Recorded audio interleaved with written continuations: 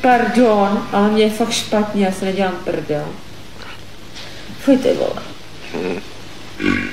Ano.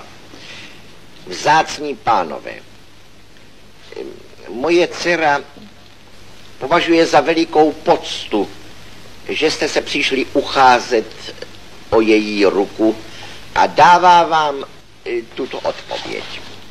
Čekala na mě. Ty vole. Rovno se může ty vole přijít i Adela Corty, ne?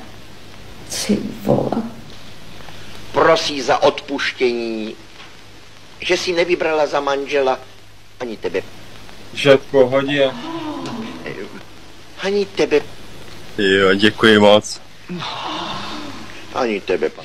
Nic se vám nelíbí, nic se vám nelíbí. Kokota mýho jste viděli celýho, čuráka jste viděli celýho. To se vám nelíbilo. Ty jsi úplně trubka. Ty jsi škodina.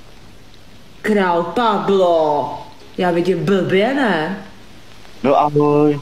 Čemu za to vděčím? Já myslela, že mě nemáte rád, pane králi Pablo. Holka prostě jak má být? Všichni tři se jí líbíte. Jenomže ona by ještě ráda zůstala svobodná.